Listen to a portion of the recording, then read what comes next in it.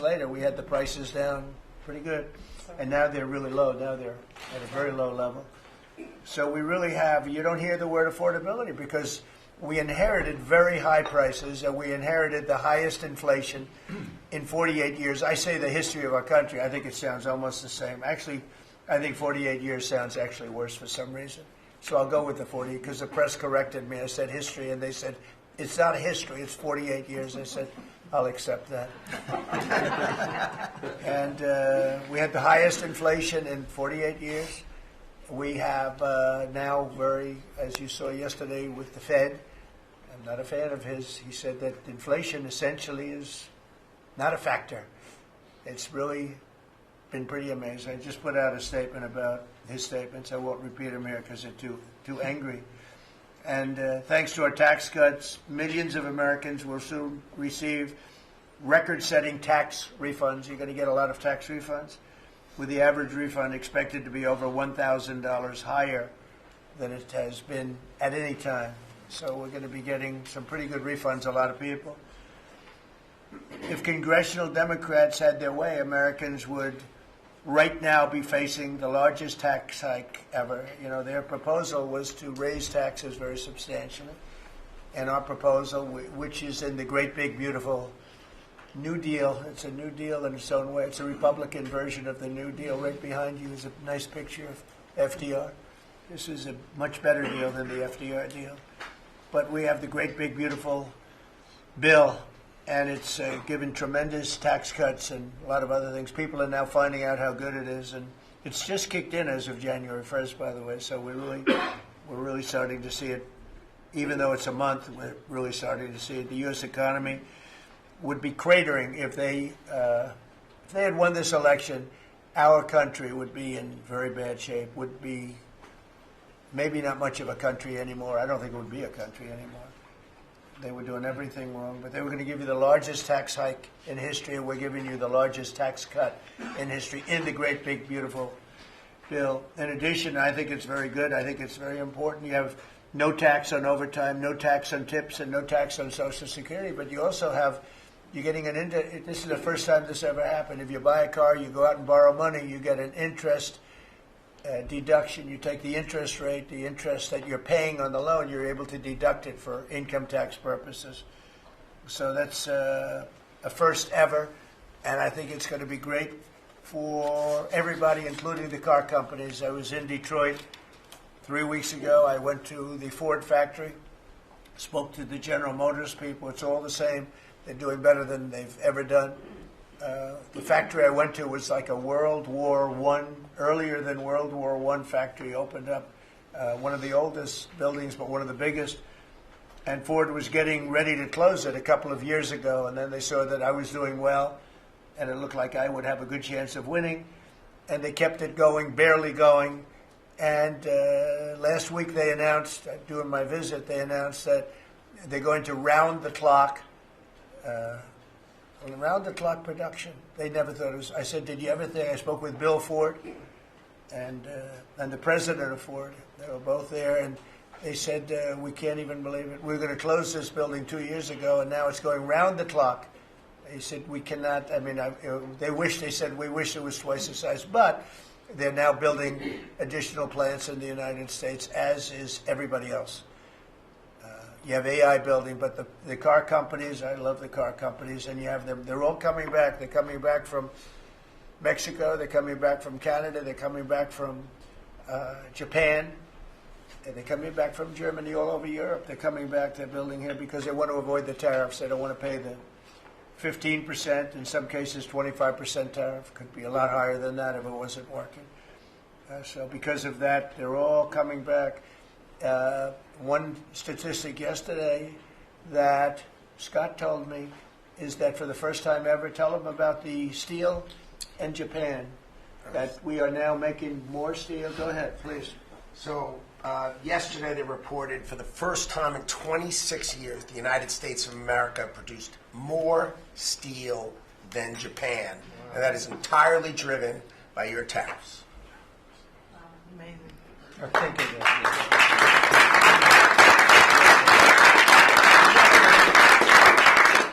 He obviously said that much better than I did because I got no applause and I'm giving you home run after home run. He says one thing and everybody. I should have saved that one for myself. No, but think of it.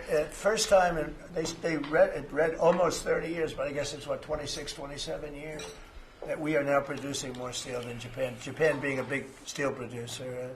Japan and other countries really took our steel production away from us. Now, if you think of this, 3-4 years ago, the steel companies were all closing up. We worked a fantastic deal with U.S. Steel. We saved U.S. Steel. And now it's all coming about. But and that's just the beginning. There are a lot of steel plants right now being built. So that's an amazing number. Nobody would have believed that. If you would have said that 3, 4, 5 years ago, people would have said, yeah, it's not a true fact. But so it has to be true because otherwise you question me on everything. I have to be extremely accurate. I don't exaggerate it. I don't want to exaggerate because you will call me. You don't call other people, but you would call me under my most favored nations policy, which I think is the most important thing, Bobby, of all what we've done because we're bringing drug prices down by 80, 90%, depending on the way. You could say 5, 6, 7, 800%. Depends on the way you want to calculate it, right? But let's go the old-fashioned way. But drug prices for prescription drugs will be down 80, 90%, 75%, 68%. They've only gone up for years and years and years. They've only gone up, and now we're going to have essentially the most favored nation. We're going to have the most favored price in the whole world. Whatever the lowest price in the world is, that's what we're going to pay. And I don't want to go into a big deal, but nobody else could have gotten this but this administration. I'm being very nice when I say that. The cost of prescription drugs is coming down by a number that was never even thought of. This will have a huge impact on healthcare, by the way, because obviously drugs are a big part of healthcare, and it will help repair some of the Unaffordable Care Act's damage that they've done, because the Unaffordable Care Act, which is Obamacare, it's unaffordable. It's not affordable, and it's a disaster. And hopefully we will be paying money directly to the people instead of giving the insurance companies the money. They'll go into a healthcare savings account or whatever it is. But think of it. We pay the money, billions and billions, really trillions of dollars going to insurance companies. We want that money to go to the people. They buy their own health care. And it's so popular. The problem we have is the Democrats are owned by the insurance companies. They're literally owned lock, stock, and barrel by the insurance companies. And they hate it. But the people love it, including all Democrats. So I think we'll perhaps be successful with it. But it was an idea I had. You know, I read the papers, and I'm reading one of the stories about the insurance companies, how much money they're making, where they received, billions and billions of dollars for this stuff from the United States of America, and their stock has gone up by 1,400%. Think of it, 1,400. One went up 1,700%. Numbers went up. If you go up 1,000%, you're doing bad in that business, right? And it's all because of the money. Not all, but mostly because of the money the United States pays to the insurance companies. They say, this is big stuff. And I asked somebody, why don't we just pay the people directly? And they said, that's a good idea. You know, it's funny, it's a very complicated business, but actually it's not so complicated. And I went to Bobby and I went to Dr. Oz. I said, can I talk to you guys about this? Is this the kind of money the insurance companies get? Yes. Why don't we pay the people directly? And the primary answer was that the Democrats will never go along with it. But the people go along with it because I put it out. It went viral. It went viral. Susie, I went all over the place. It became the biggest story. I just said it. And so I think we have a great situation if we can do it. But if you think most favored nation policy for drugs will bring your drug prices down at levels. So now if they're selling a pill for $10 in London and $130 in New York, the London price will go up to $20 and we'll go down to $20. So we'll go from 130 down to 20. And by the way, tariffs did it again because the drug company said, we'll do it begrudgingly, but they were okay. But we'll do it, but no nation's going to approve it because even if you raise the price by, like on a pill, $10 to $20, you're doubling the price of their prescription drugs. I said, no, they'll do it. And when I got them on the phone, I said, if you don't do it, we're going to charge you very substantial tariffs, more money than that's going to cost you. And they said, we'll do it. And before, I don't know that any other president even tried to do it. We can't find it. But if they did try, they wouldn't have gotten through the companies. They wouldn't have gotten through the company, and then they wouldn't have gotten through the country. I spoke with Macron. He was the first one. He was not at that time wearing sunglasses. And he said, no, Donald, I will not do this. I will not. I won't even consider. You're asking me to double the price. I said, you have no choice. You have to do it because you guys have been ripping us off. In other words, the whole world, we've been subsidizing the whole world on drug costs. That's why they were $10 and we'd be at $130. As an example, there were many examples. I could give you examples even worse. He said, no, I will not do that. And I said, yes, you will. 100% you'll do it. He said, no, I won't do that, Donald. You're asking me to double the cost of our prescription. We will not do that. I said, look, you've been ripping us off now for decades. We're not going to do it anymore. You can do it under Biden and Obama and other people. You're not going to do it under us. We won't do it. I said, well, if you don't do it, I'm going to charge you a 25% tariff on all of your wine, champagne, and everything else you sell into the United States. He said, like I said, I will do it. And that was the end of the conversation, right? That was the end of the conversation. So now we have favored nations that everybody said would be impossible to get. And I then had the same conversation with 15 other countries. Every one of them agreed. After a short conference, they all said no. And then within a matter of seconds, they said, we would be very happy to do that. Thank you for asking in such a nice way. And it's a great achievement. I think it's going to be one of the best achievements we've had in this country in a long time. So we're going to be knocking drug prices down at levels never seen before. I want to thank the drug companies because once they agreed, they really did. They felt it was very unfair. One of them told me it's actually a relief to agree because this has been just a rough thing for me, to justify. Because they couldn't justify it. I said, how come in London I can buy something for $10 and in New York I have to pay $130? And they go, well, it's research and development. I said, yeah, but you have research and development from them. Made in the same factory, made in everything. This is where my friend, who's very successful, I told you, a seriously overweight person, he takes the fat pill or the fat shot. And he was in London and he said, costs $87 there, costs $1,300 in New York. What's going on? He called me up. And, I knew that, but he put it in a very blunt way. I've known him a long time. He's a crude individual, but smart as hell, made a lot of money. But he just thought it was sort of ridiculous. He happened to be in London, and he got the shot, Ozempic, I think, or one of them. And I told him it wasn't working. For him, it didn't work. And he brought up a good point. It didn't work. I told him, he knows who I'm talking about. He's going crazy. He begs me not to mention. He's not talking about me, ladies. No, it's not our great vice president. No, but he begs me not to mention his name because he's become very famous without mentioning his name. And he is actually a very well-known business person. But he did make a point. But I knew the point very well. We were always paying far more than any other nation. We were subsidizing the world. Right now, there's no more of that. So we're going to be bringing the drug prices down at numbers never seen before. It's going to have a huge impact, positive impact on healthcare. So with that, we are going to ask a couple of people to say a few words. And we're not going to go through the whole table because the last time we had a press conference, it lasted for 3 hours. And some people said he closed his eyes. Look, it got pretty boring. In all fairness, I love these people. But there's a lot of people. It was a little bit on the boring side. But I didn't sleep. I just closed them because I wanted to get the hell out of here. Some of them, I didn't sleep, by the way. I don't sleep much, let me tell you. But, it's funny. Some of them got me in a blink. When you go like, and they took me at the closed segment of my cycle. And they said, he's sleeping. And besides that, Marco, between these two guys, if I was sleeping, they'd be waking me up very soon. They'd be knocking me. Come on, you got to wake up, boss. But no, we've had great meetings. Look, we're the most transparent presidency by far, and I love going around the room. But we're going to pick a few people.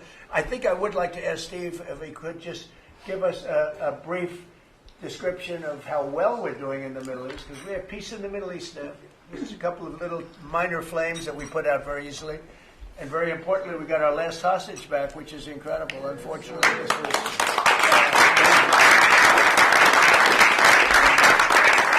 something that nobody said could be done. And I will tell you, Hamas was a big factor in getting all of the hostages back. They had we were not happy with them, and they had to bring them back. And they found the dead hostages, the bodies of hostages were. And those parents wanted their sons back, I think in all cases sons. But they wanted their sons and their family. They wanted their sons back as much as the people that had living hostages that we got them back to. So we got the 20, but remember, we got hundreds back previous to that. But I always said getting those last 20 back is going to be very tough. And we got them back, and we got all of the bodies back also, which to those parents was just as important as getting back the son that was living. Steve, could you give us a little description, please? Well, your policy of peace through strength, that's what delivered them home. Without that pressure, it never happens. We are in the second phase now. We've stood up for the first time, Mr. President, on your behalf, a technocratic, all Arab government. We've got the terrorists out of there, and they're going to demilitarize. They will, because they have no choice. So we expect that. Pardon me? And now we want to get Hamas no guns, right? Right. They're going to give it up. They're going to give up the There's a good chance we're gonna AK-47s. get that. A lot of people said they'll never disarm. Looks like they're going to disarm. And they did help us with those bodies, getting them back. Look, And that you know. family is so grateful to you. They called. I Yeah. spoke to them. Jared spoke to them. You know, it's an amazing story. He broke his shoulder, but he went out there because he didn't want his friends to fight alone. He would be alive today but for that. He had no reason to go out with a broken shoulder, and he went out and fought them courageously And and died. that's right. It's a great story, and the parents are great. They were the only ones who didn't, they came back pretty rapidly, actually, considering we had get some back initially with the initial group. After that, we had to get a lot. That's a tough job. That's a nasty job, too. Who would want that one? That's a nasty job. And between Israel and Hamas working together, if you can believe it, they got them back. And we got the last one back yesterday, and the parents are so happy. It's amazing, actually, how We sent a message to the parents on your behalf, as you suggested, and they were so grateful. I guess grateful to me is a much better word, because it's hard to be happy, but they were actually. I mean, they couldn't believe that they had their baby boy. The mother said, my baby boy back. It's a very terrible thing. Steve, Russia, Ukraine, we're making a lot of progress. Could you explain that? The Ukrainians actually said that we've made more progress since Geneva than they've seen in the last 4 years of that conflict. So we had 5 Russian generals last Sunday in Abu Dhabi with Jared and Dan Driscoll, and we think we made a lot of progress. The talks will continue in about a week, but lots of good things happening between the counterparties discussing the land deal. Talking together. We have a security protocol agreement that's largely finished, a prosperity agreement that's largely finished, and I think the people of Ukraine are now hopeful and expectant that we're going to deliver a peace deal sometime soon. And because of the cold, extreme cold, they have the same that we do. I personally asked President Putin not to fire on Kiev and the cities and towns for a week during this. It's extraordinary. It's not just like cold. It's extraordinary cold, record-setting cold. Over there too, they're having the same. It's a big pile of bad weather, the worst. But it was really. They said they've never experienced cold like that. And I personally asked President Putin not to fire into Kiev and the various towns for a week. and he agreed to do that. And I have to tell you, it was very nice. A lot of people said, "Don't waste the call; you're not going to get that," and he did it, and we're very happy that they did it. That's correct. Because on top of everything else, that's not what they need is missiles coming into their towns and cities. So I just thought I should say it. I thought it was a very good thing, and Ukraine was almost they didn't believe it, but they were very happy about it because they are struggling badly. I think it shows, Mr. President, how you provide an overarching sort of presence in these negotiations. The Ukrainians never thought it could happen. The Russians are doing things maybe that people wouldn't give them the credit for doing, and I think it always comes down to your indomitable spirit. Well, it was a good thing. You know, if you think it's cold over here, they say in Ukraine you can add another 20% to it. It was a very cold place anyway, but this was, they see numbers that were so, they've never seen numbers like that, cold numbers like that. So it was, I thought I should mention it. Could I ask Scott Bessett, we have so many things happening, could I ask you to maybe say a few words, please? Yes, sir. So the one big beautiful bill that was passed on July 4th last year, we're starting to see the effects kick in. You mentioned the great economy. One of the things in the one big beautiful bill, Mr. President, it was an honor to host you, and as you said, the best rapper in the world, Nicki Minaj, at yesterday's Trump Accounts Summit. We've now had 1 million people sign up for Trump accounts just this week. We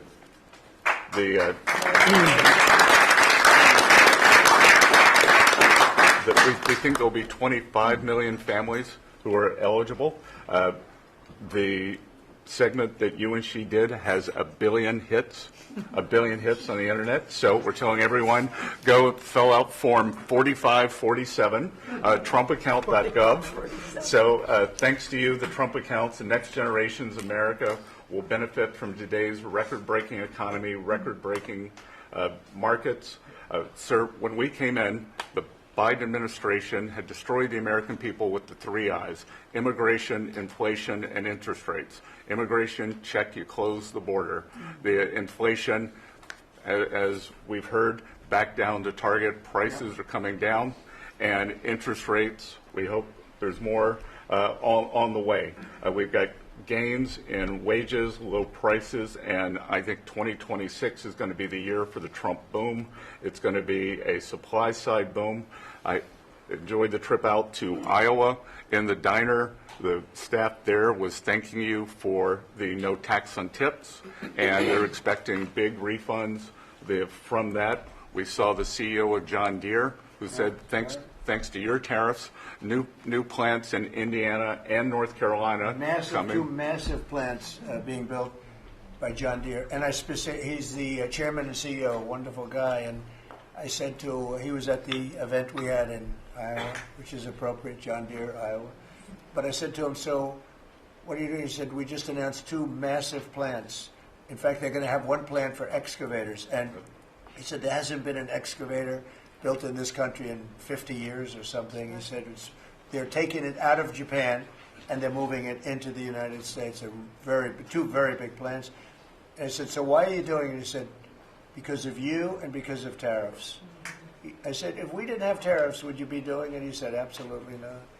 So it's very important, and I hope we're going to be successful with the Supreme Court case because we're waiting, and we're taking in hundreds of billions of dollars, and we don't want to give it back, number one. And number two, and you know, the people that are fighting us on that case, by the way, are China-centric. These are people that are for China, but they're also outside of the United States. These are countries that have ripped us off for years and years, charging us tariffs, and now we're doing an amazing job, and we're getting it back. We're getting it all back and then some, and they're the ones that are leading that lawsuit that we have in front of the United States Supreme Court.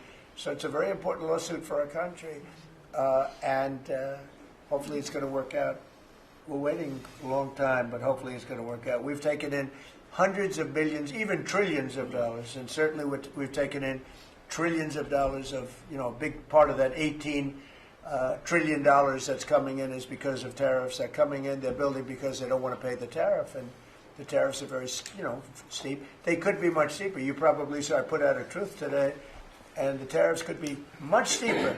We've been actually very nice about it. But even being nice about it, we've taken in hundreds of billions of dollars. And honestly, they've given us tremendous national security.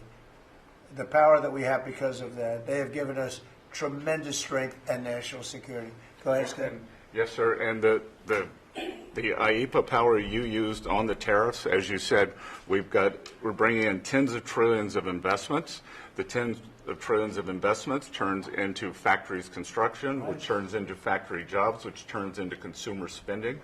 You've right-sized the government, so government employment is down. Private sector is up. Growth was a stunning 4.7, 4.8% in the past 2 quarters. Biggest back-to-back gains in a decade. And we are doing that with government finances improving. So that will bring down the borrowing costs, the calendar year budget for 2024, 7% deficit to GDP, highest when we weren't at war, not in a recession, all the way down to 5.4% and getting better. Biggest decline since 2014. Generational gains in productivity, soaring productivity. We're going to lift workers' pay, record high prices, record high profits, and stock prices are soaring. You got a manufacturing renaissance, and all the key inflation metrics are trending lower. Over the past 3 months, the consumer price index is just 2.1, and core prices are even lower at 1.6, and I think that could trend below 1, given energy, as you talked about, the pharmaceutical discounts, and rents. So we're expecting a great year in 2026, Mr. President. And we're going to be announcing next week, I think sometime, Scott and Howard and everybody, we're going to be announcing the head of the Fed, who that will be. And it'll be a person that will, I think, do a good job. We're paying far too much interest in the Fed. The Fed rate's too high, unacceptably high. We should have the lowest, and I think you read my statement today. I put out a statement before the meeting, but we should have the lowest interest rate anywhere in the world, because a lot of these countries are successful only because of us, because we allow them to have surpluses. And without surpluses, some of the countries that you most respect financially, that you say, oh, this one, that one, this one, that one, they're successful because we allow them to have surpluses. And we could easily stop that with the powers that we have, but we don't. We took some of it. But we took really just a small portion of it compared to what we could take if we wanted to. We should have the lowest interest rate anywhere in the world. They should be 2 points and even 3 points lower. And if it was, each point is the equivalent of, I would say, $500 billion. So if you got 2 points lower, you have $1 trillion in saving. And it's almost, if you call it just a paper expense. You can do it with a pencil. It's not cutting. It's not saying we have to get rid of jobs, or it's just like literally so easy to do. But we have a guy that doesn't want to do it because he's, I think he's politically biased. I really do. I believe he's politically biased because most smart people say it's not even a question. But despite that, we were able to bust through. It's like busting through a wall. We're able to bust through a wall, and we have the kind of numbers that Scott and Howard with the steel and other things talk about. What would you say, Howard, in terms of how we're doing, generally speaking? Great businessman, very successful guy. He's doing a really good job. What would you say? Well, no one, before you walked in the door, no one thought our economy could grow 2%. Fourth quarter, with the shutdown, 5.5%, and that means the first quarter, you could see the United States of America, with its $30 trillion economy, grow in the 6% range. And no one thought that was possible. That's how you get jobs. That's how you get money down. That's how you fix the deficit. You are fixing everything with your policies. You've changed America and created the golden age. Thank you. And with the help of the Fed, because we really, we want help, not hindrance. Why would the Fed hinder? But with the help of the Fed, with the right choice, if we make the right choice, a lot of times you make a choice, you think it's good, and it turns out to be not good. But with the help of the Fed, we could hit numbers that have never been hit before. We could hit 8, 9, 10. There's no reason why not. And, I talk about, if you go back 20 years, 25 years, I'm old enough to remember, when we had good news, when you announced good news, the stock market went up. You announce anything good, the stock market went up. You announce bad, the stock market went, and that's the way it should be. But now it's over the last 15 or so years. If you announce good news, that means they're going to raise interest rates because they want to kill it.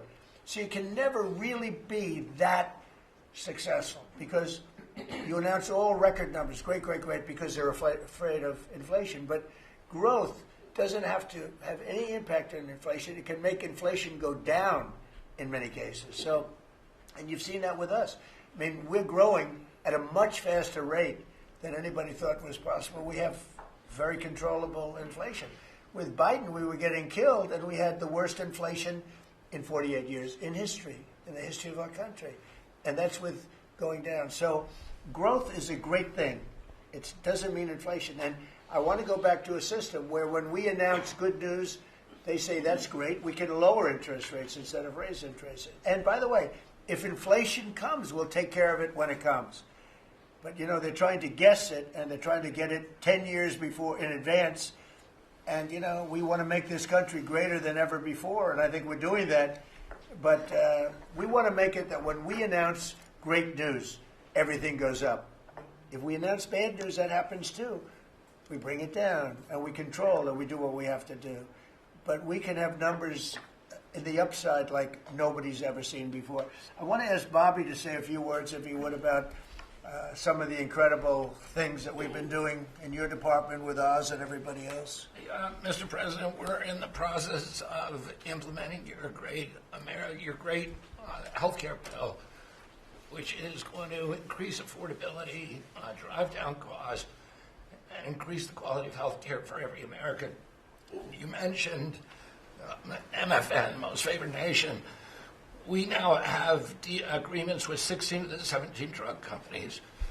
And you asked us to do something. You know, Clinton had promised to do this. Biden had promised to do this. Obama, Bush had all promised to do it. None of them succeeded. It was regarded as impossible, and you made it 10 times harder. As you said, not only do I want MFN, but I want them to all reshore their production to this country. And they don't have any money to do it because we've taken it all from them. And I want to make sure we continue to lead the world in innovation. We succeeded in all of those goals. And the proof that we did that is after we signed those agreements, the stock prices for those companies went up $1.3 trillion. Amazing. And they are reshoring. Eli Lilly is building 6 new plants, including an API plant.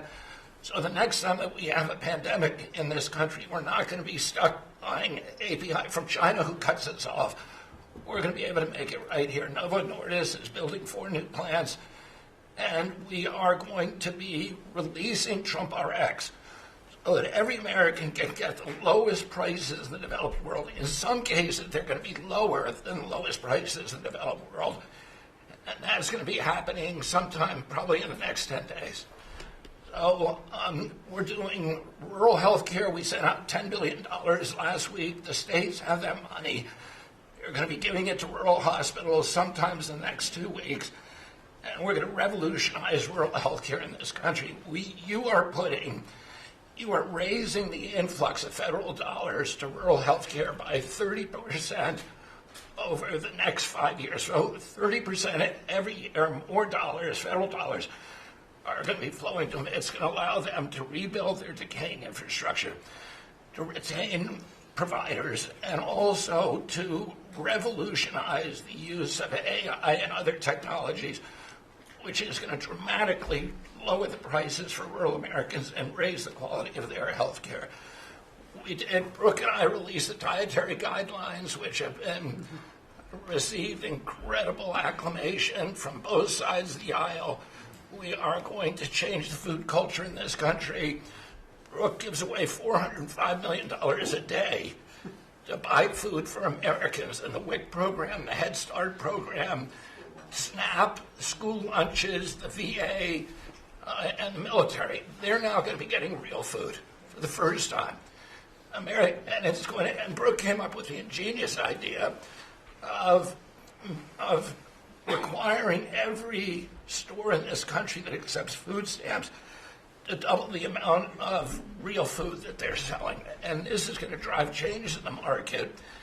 and it's going to lower the cost of meats, of proteins, of whole grains, of fruits and vegetables, so that every American will have in their reach an affordable meal that actually is real food. 70% of American kids now are, 70% of the diet of American kids is now ultra-processed foods. That's why we're spending $5 trillion in treating chronic disease in this country every year. We are attacking fraud. We have odds of finding hundreds of billions of dollars of Medicaid, Medicare fraud in states like Minnesota and California, and we are clawing back that money. We also accomplished something that every American has promised, which is prior authorization. Now we have 80% of the insurance industry that has agreed to eliminate prior authorization in almost all of their procedures. So that this is going to dramatically change the experience of every American with the healthcare system. When you go to your doctor at your point of care, before you leave that office, you will know whether the insurance company is going to pay for the procedure or not. And that is going to, as I said, change the experience. We're also doing price transparency, which you asked during your first term. It never got implemented because the Biden administration never enforced it. We brought more enforcement actions against hospitals than in this 1 year, and the Biden administration bought in 4 years, and we're doing a crackdown so that every American, when you go to a restaurant, you look at the prices before you buy the meal. You ought to be able to do that when you go to a hospital, and by the time that we leave office, every American is going to have that guarantee. We're doing a lot of other stuff, but we were told to keep it short. So. And the autism that's moving along, really, is that We've commissioned now dozens of studies, maybe over 100, and we are going to get those done for you. Good. That's so important. Also, Eli Lilly, Merck, Pfizer, every drug company, they're spending trillions of dollars right now, as we speak, building plants in the United States because they want to be able to save a lot of money on tariffs. It'll be hundreds of percent, 100%, 200%, 300% in 2 or 3 years from now. So I said, you better have your plant built because in 2 years from now, before I leave office, it'll be a sad day. Very sad day for me. But before I leave, every one of these plants better be built because you're going to be paying 300% tariffs. And they're all building their little hearts out. I spoke with the head of Eli Lilly, who's a fantastic guy, a star, actually. He's a star, very smart. And he told me he's building 6 plants in the United States, big ones, in locations that I know very well, but all over the country. Merck is building, and Pfizer's building, and every one of them's building, and foreign companies are building. So it's an amazing thing that's happening, and you're doing a fantastic job. I read an article today where they think Bobby is going to be really great for the Republican Party in the midterms. So I have to be very careful that Bobby likes us. But we'll let you do your job, right? Thank you, Mr. President. Thank you. You're doing a great job. You and Oz and the whole group, they're doing a... I'll add this, Marty McCary has done an incredible job at FDA. That's true. Last month, we approved more gene and cell therapies than any time in history. And we're making this a safe and productive and encouraging ecosystem for biotech so that China does not steal that industry from us. Fantastic. I'm going to ask Scott Turner to speak really quickly about housing because, in my opinion, I have very strong opinions on housing. That's what I did for a long time. I did good with it. But, we got to get interest rates down even lower. They are now pretty low, but we got to get them lower. And I'm a big factor, to me, the biggest factor is interest rates for housing. Only in that, you have a lot of people that have become wealthy in the last year because their house value has gone up. And, when you get the housing, when you make it too easy or too cheap to buy houses, those values come down. I don't want those values to come down. We have millions of people that own houses, and for the first time in their life, they're wealthy because their house is worth $500,000 or $600,000 or more or less, but more money than it's ever been worth before. I don't want to do anything to knock that down, and so I want to be very careful with this. You make housing, I can turn on housing immediately, but you make it too easy, and you're going to knock the value down of people that own houses. I want to, for those people, those millions of people that own houses, we're going to drive those values up. But we're also going to try making it easier for people to buy. The best thing that can happen for both groups of people is lower interest rates, and those interest rates are coming down. And with a proper, intelligent person at the Fed, that person will be able to work with us to get interest rates down. That covers all of the sins. It covers everything. Lower interest rates keeps the values up for the people that have housing and lets other people buy housing. And Scott, if you could just expand quickly on that. Yes, sir. You did allude to when we first came in, sir, you know, our fiscal house in America was a mess. But because of your economic policies, the economy is thriving. And I do have some good news to share.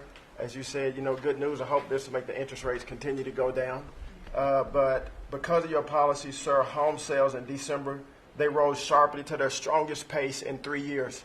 A lot of people, when we first came in particular young people, were concerned and asking the question whether they would ever be able to afford to buy a house in America, which is the American dream. The 30-year fixed mortgage rate dipped to a multi-year lows, driving monthly payments down for the 2 years at the lowest levels.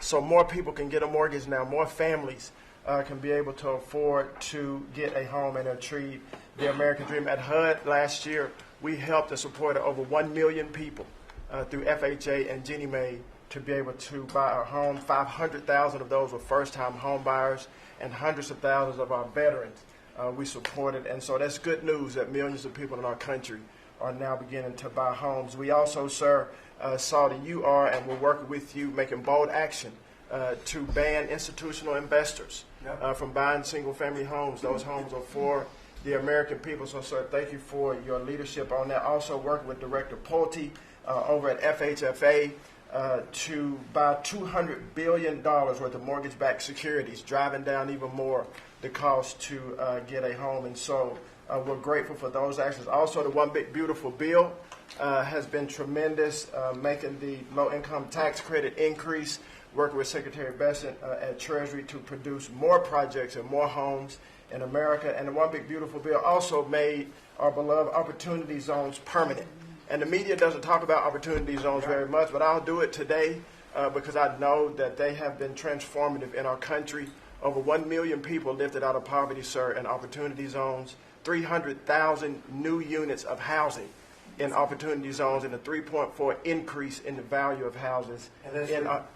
By the way, we have to give him credit. Senator, he's a great guy. Tim Scott came to see me, first administration, first term, and he had this idea for opportunity zones. And he gave me the idea. We did it. We implemented it. It's one of the most successful programs in the history of our country, and nobody talks about it. The press doesn't talk about it, but I want to just tell you, Tim Scott, Senator, South Carolina, did a great job, right? Did a wonderful job, yes, sir. Did a good job. He's a good man. Yes, sir. And so those have been made permanent now.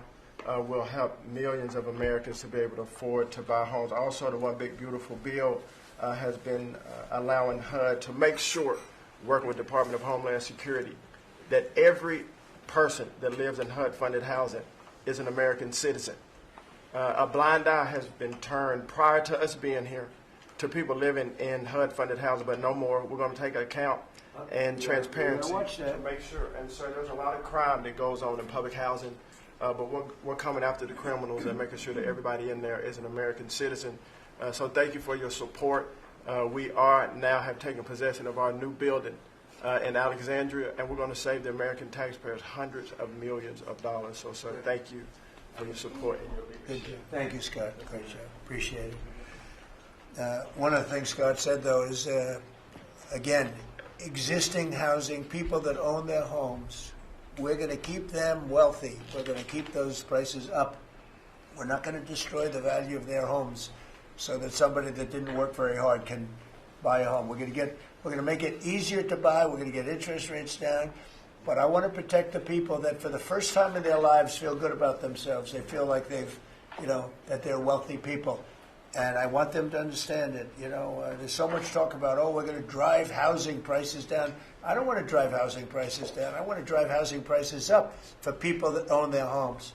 And they can be assured that's what's going to happen. Chris, could you say a few words about energy, please? You bet, Mr. President. I can say with confidence that your energy dominance agenda is firing on all cylinders. The United States oil production today is greater than Saudi Arabia and Russia combined, the number 2 and number 3 producers. Our natural gas production today is greater than Russia, China, and Iran combined, the 2nd, 3rd, and 4th largest natural gas producers.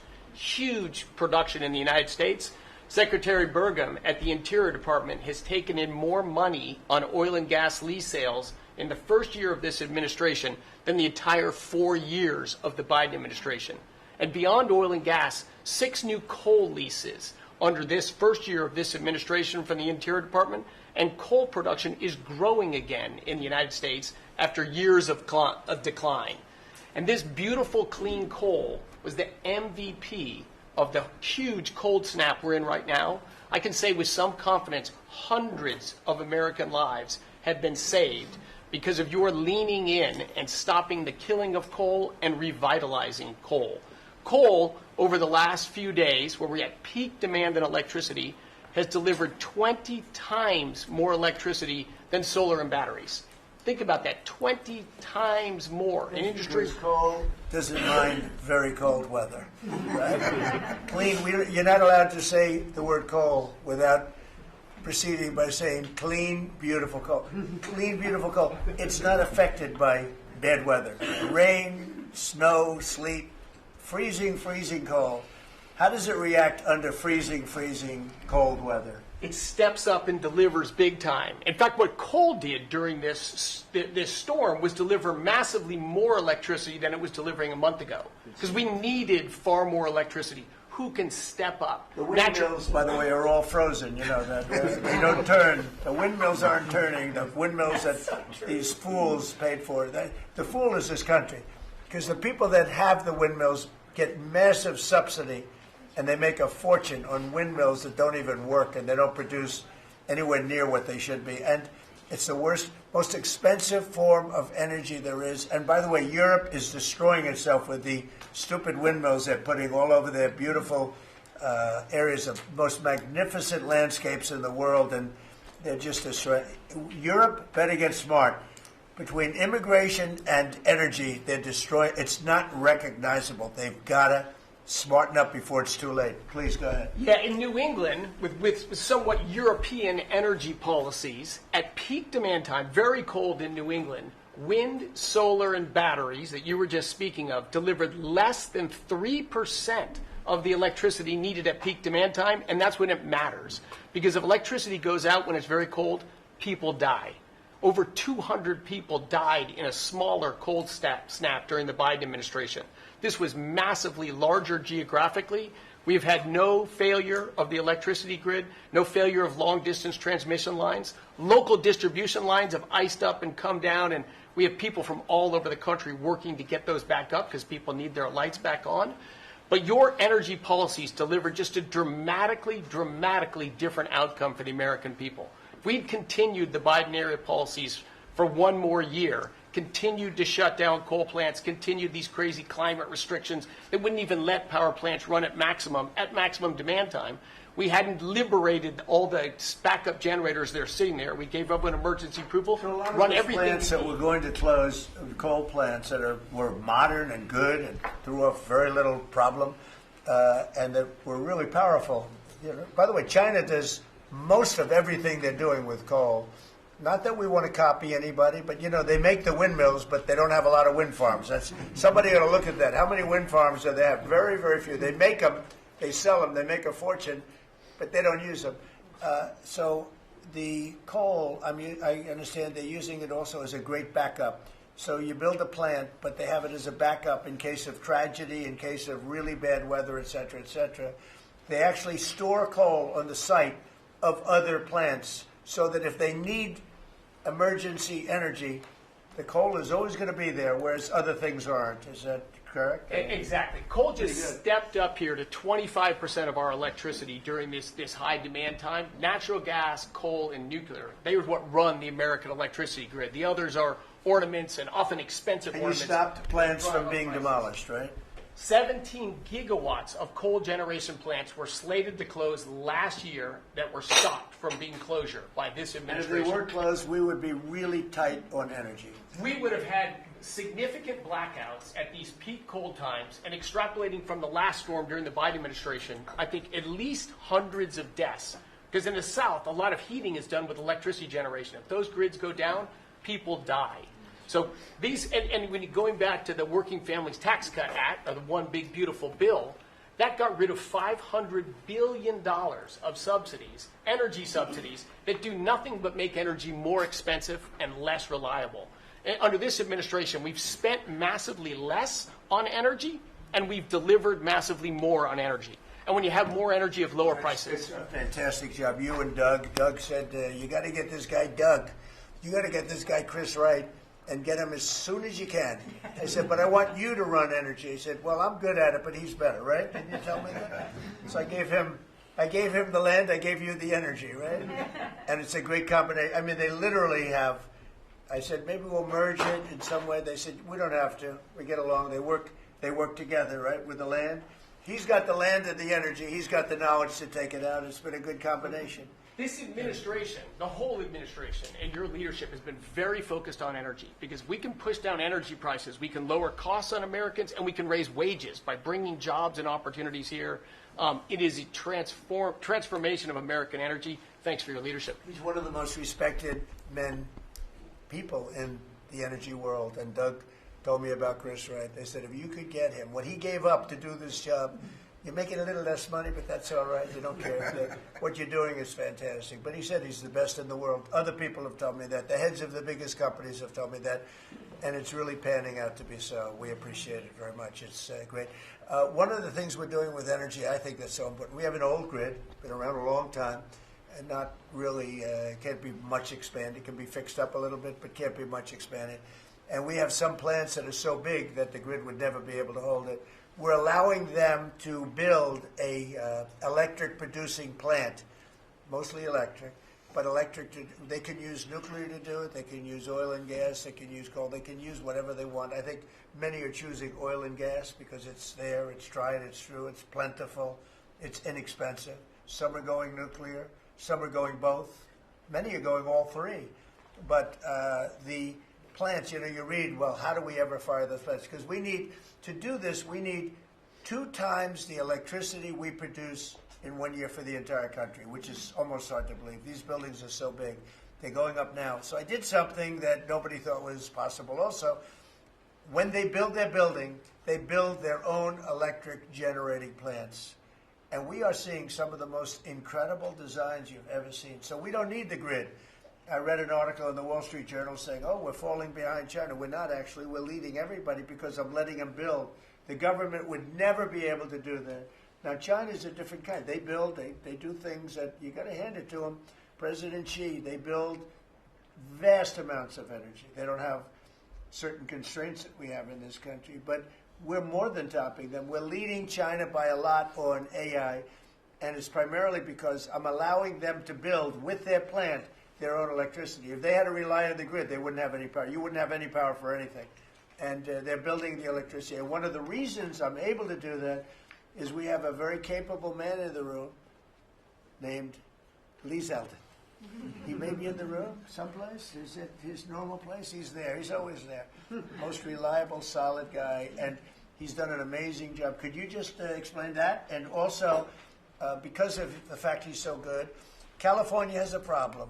The hardest permit to get when they lost 25,000 or so houses, which shouldn't have been lost, they should have allowed the water to come down from the Pacific Northwest, which was very plentiful. But they didn't do that. They lost 25,000 houses.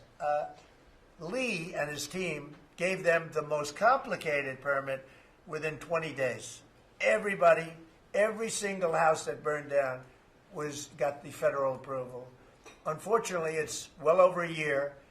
And the state and the city, that's Gavin Newsom, and the city, the mayor who's grossly incompetent, by the way, they have been unable to give permits. There are like 3 houses being built out of thousands and thousands. They have no permits. So I read about a week ago that it's possible because of what's happened, whether you declare national emergency or something. These people are they're dying to build their house. They want to do something that I could put somebody in charge from the federal government. Congratulations, Lee. And I'm putting Lee Zeldin in charge of getting them their permits, city, federal. You have the federal, you need the city and state, and I hear you have great powers over them if we want, and we're going to give you that power. We've already given you that power. So Lee Zeldin is going to work with the thousands of people that are dying to build their house. And I also recommend one other thing. Give them the house plus a 10% bonus. In other words, you get a bonus, you can build your house 10% larger. They've suffered so greatly. They've waited so long, and they should be given a bonus. So I think, and I've heard this has been done before, they get a 10% bonus. They can build a house that's a little bit larger than what they had before. And I'd like to have you take it over. Mr. President, your great Secretary of State was looking for another job. So. I was thinking about him, but he's pretty well booked. I watched him yesterday. He did a great job yesterday, but he's a little booked up. Let's go, Lee. Talk. No more ideas like that, Lee. When President Trump came into office, he immediately signed an executive order giving EPA 30 days to complete our Phase 1 hazardous material removal, so that the Army Corps can come in and complete their Phase 2 debris removal. So at first the response was that was going to be impossible. Good luck trying to get it done maybe by the summer. But we figured it out because operating at Trump speed, the president was just sworn in.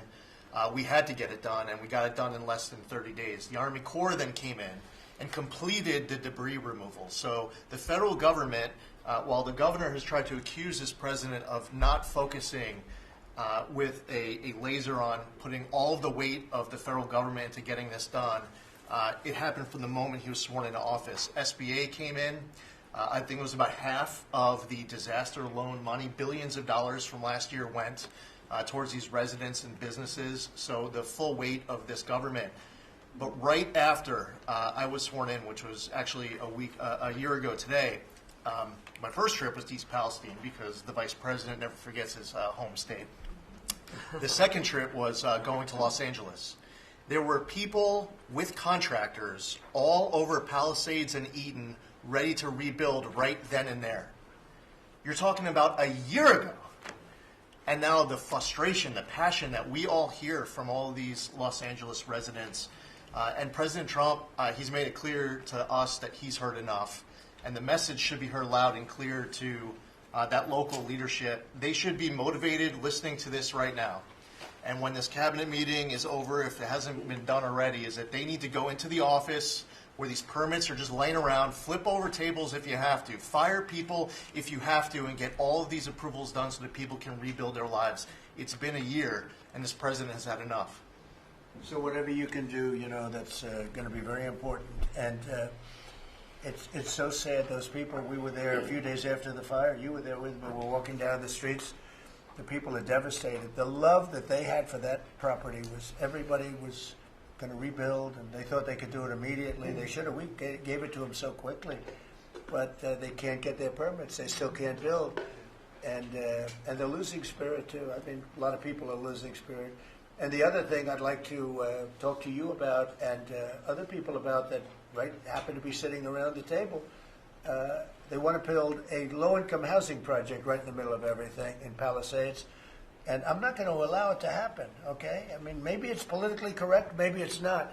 I'm not going to let these people destroy the value of their houses. I built a lot of low-income housing. I made a lot of money building low-income housing. I know more about it than anybody. We're not going to allow this guy to build a low-income housing project on top of everything else in the middle of that mess that was created by the fact that they didn't allow water to come down from the Pacific Northwest, okay? And I'd like you to have that stopped and stopped immediately. No financing. That might be you, Scott, because they'll come to you for financing. It's never going to be approved. You would never, but Scott thought it was a horrible thing. So there's going to be no financing for low-income housing. Let the people build their houses, and as fast as you can, help them, help the mayor and help the governor get their permitting done. Okay? Yes, sir. Okay, thank you very much. Kelly, I think you were just alluded to, Are you helping some of the people out there with loans? Yes, Mr. President. Thanks to your leadership, you also helped put the fires out. Your executive order got water to the scene in your earliest days of your presidency. So you've been there from day one. We've been out there twice now. There had been no changes until your executive order this week that is allowing that permitting to happen quickly. We have 16,000 structures burned.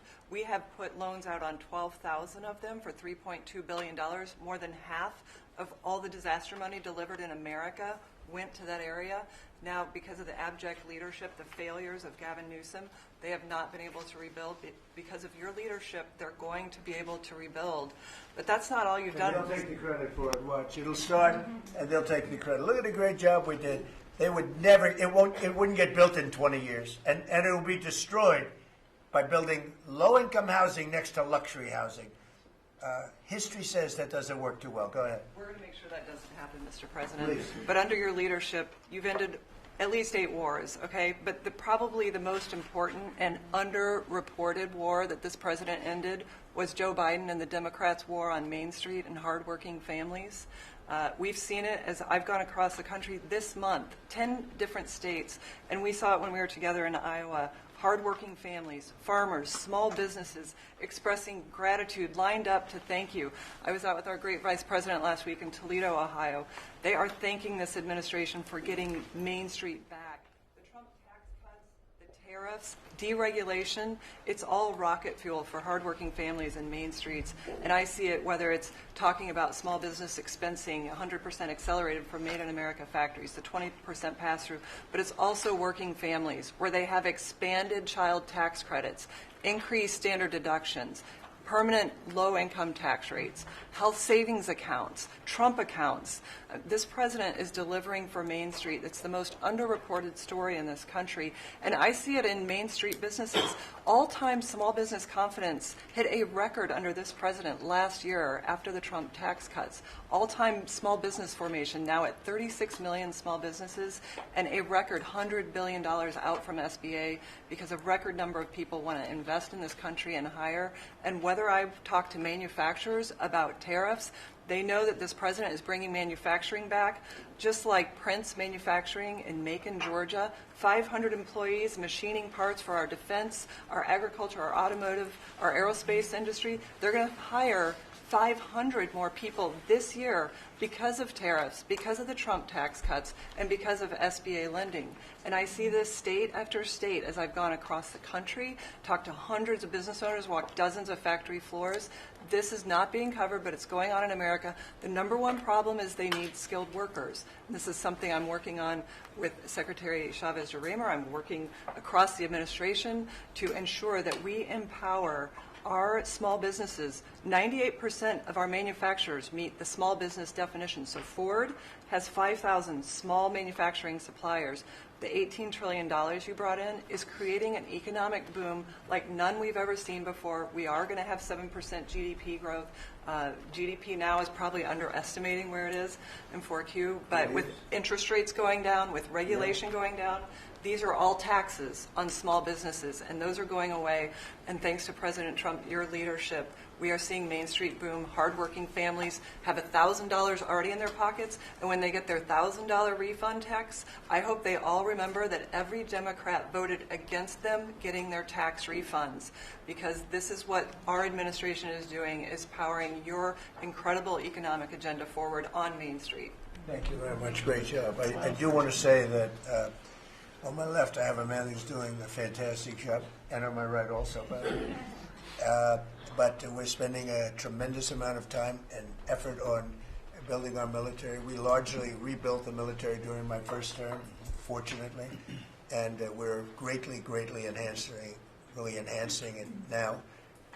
We're going to be doing something new. We're bringing back the battleship, and I thought, like you remember the battleships from the great Iowa and Alabama, Missouri, those unbelievable scenes that you see, Victory at Sea.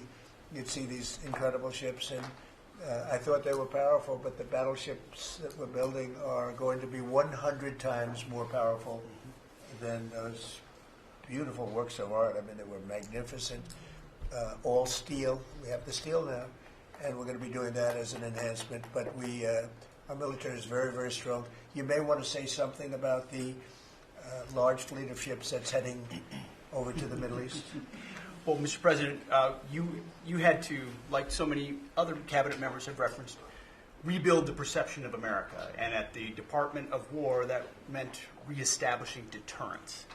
What happened in Afghanistan, what happened in Ukraine, a war that never would have occurred, what happened on October 7th in Israel, never would have happened under President Trump. So as a result, we're having to rebuild how our enemies perceive us. And when President Trump said, we're not getting a nuclear, Iran, you won't have a nuclear bomb, he meant it. And we sent those B-2s halfway around the world, and they never noticed. When he said, we're not going to tolerate trafficking drugs anymore in our hemisphere, we treat them like the Al-Qaeda of the Western Hemisphere, he meant it, and we're executing that. When you said, Mr. President, we're securing the border, the military was proud to do their part alongside Homeland Security to do that. Same thing with Iran right now, ensuring that they have all the options to make a deal. They should not pursue nuclear capabilities, and we will be prepared to deliver whatever this president expects of the War Department, just like we did this month. No other military in the world could have executed the most sophisticated, powerful raid, not just in American history, I would say in world history.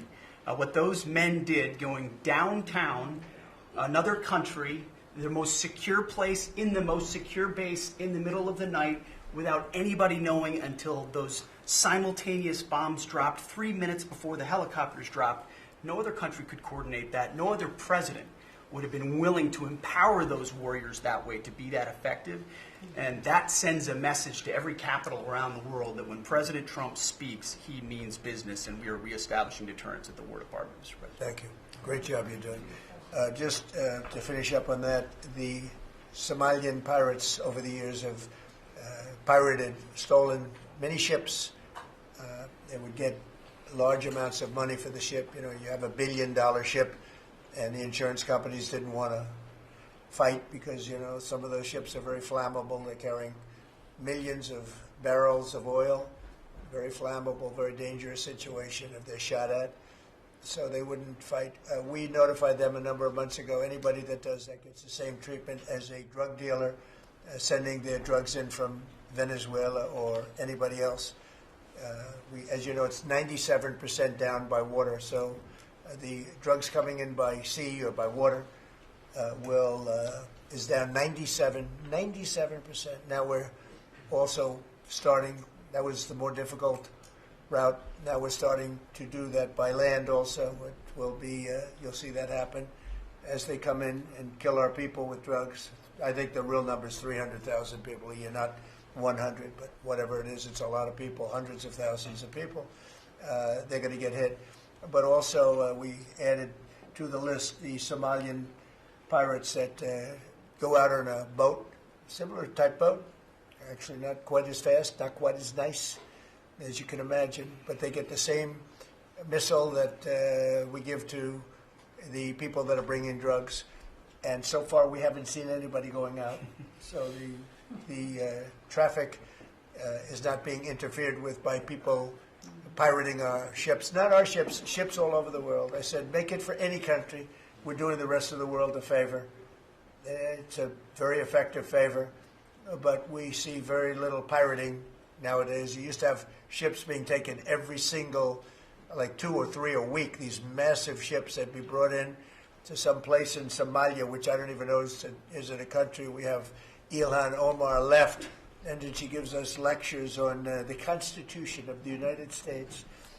These people are, what they've done to rip off our country is terrible, but the pirating has essentially stopped. They know that if anybody even makes a move toward a ship, they get the ultimate treatment. They will go to wherever they want to go, but it's probably not going to be to heaven. I can't imagine, but they get hit very hard, just like a drug dealer, just like the boats, the ships that are coming in. Every boat that comes in with drugs on it that we take out, we just save 25,000 American lives. Each boat is the equivalent of saving 25,000 American, mostly American, but American lives. So I just wanted to let you know that, and Pete's been totally authorized to do that. And they know it's going to happen, and it seems that all of that brisk business that they had has been stopped in its right in its foot. So I just want to thank everybody for being here. My cabinet has been amazing. I like this much better than going around for 3 hours. We'll pick on other ones. Pam, you're doing great. We're all doing great. JD, if you'd like to say something, you can. Would you like to really quickly? He is, after all, the Vice President of the United States. It's okay, sir. I'm here for the free coffee. I just say it's an honor to serve with this group, and we're doing a lot of good for the American people. We're very proud of it. Yeah, we're very proud of the country. We're very proud of you. Thank you very much, everybody. Thank you. Mr.